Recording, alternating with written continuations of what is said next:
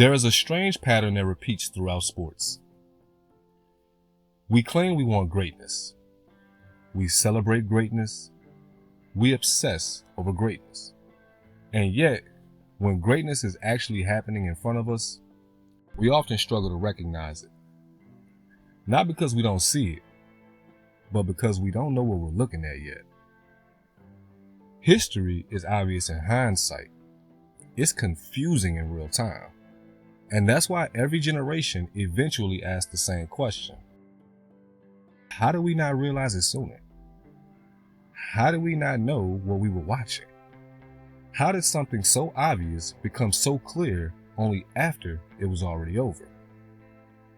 Because the truth is, greatness rarely arrives the way we expect it to.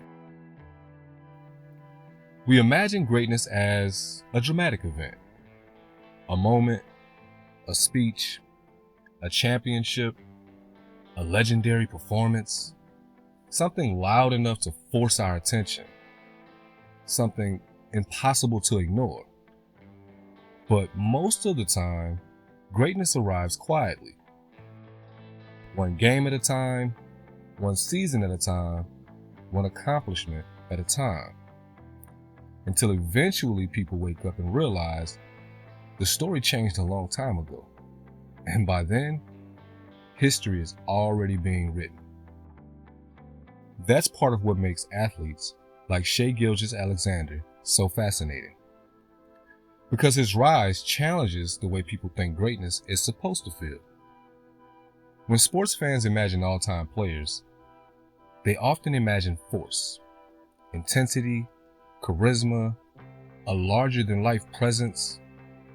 The athlete becomes the center of the sport's attention. The story becomes impossible to avoid. But Shai feels different. His game doesn't feel loud. It feels controlled, measured, patient.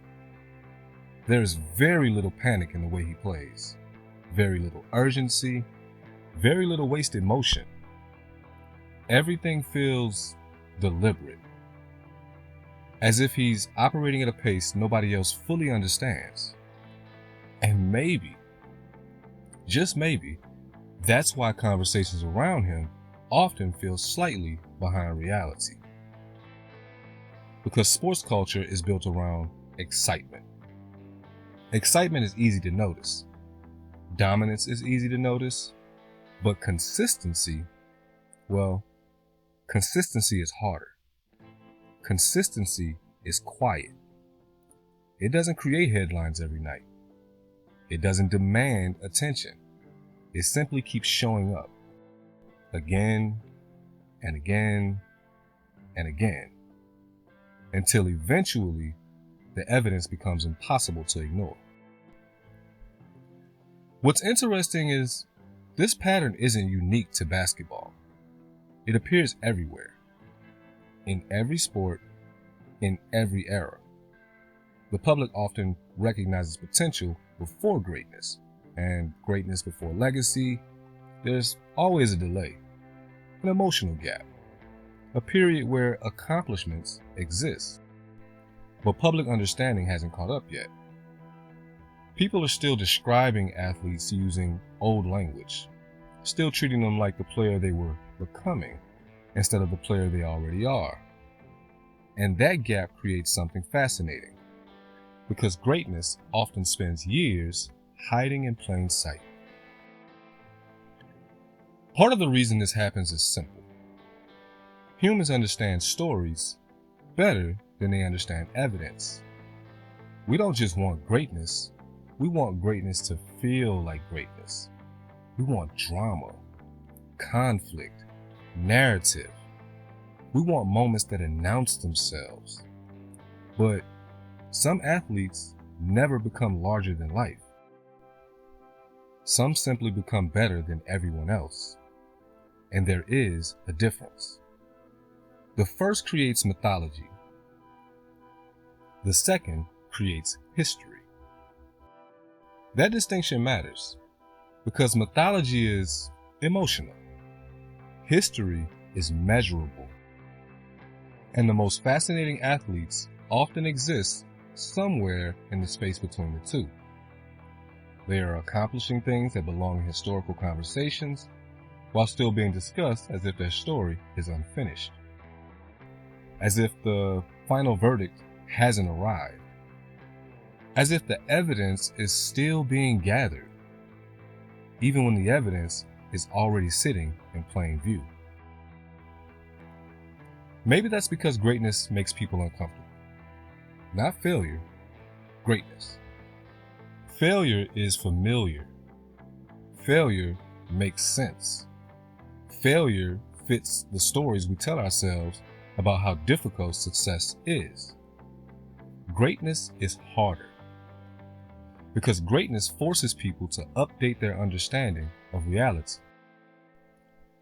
It forces fans to let go of old hierarchies, old assumptions, old expectations, and people rarely do that quickly. They resist it, sometimes for years, not because they dislike greatness, but because greatness changes the conversation. The strange thing is that every generation eventually repeats the cycle. An athlete emerges, the accomplishments begin stacking up, the evidence becomes overwhelming, and yet people continue debating whether they belong in conversations they already entered years ago. Then one day, something shifts. The conversation changes, the label changes, the language changes, and suddenly, everyone agrees.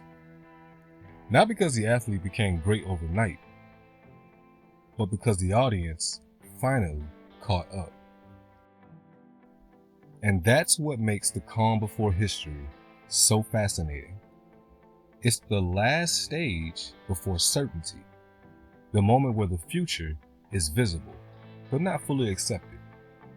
The point where greatness has already arrived, but recognition is still traveling toward it. History is full of these moments. Moments where the signs were everywhere. Moments where the evidence was obvious.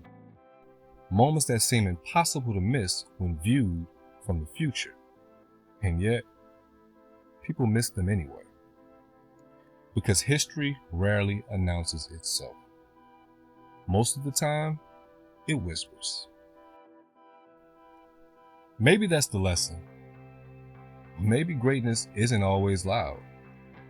Maybe greatness isn't always dramatic. Maybe greatness doesn't always arrive with a defining moment.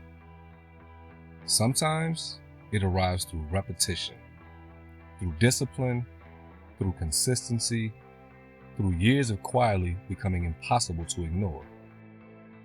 And when that happens, the most interesting question isn't whether greatness exists. The most interesting question is whether we're willing to recognize it before everyone else does. Because eventually, history catches up to everyone. The only difference is when. And maybe that's why the calm before history is so important. Because once history becomes obvious, the moment is already gone.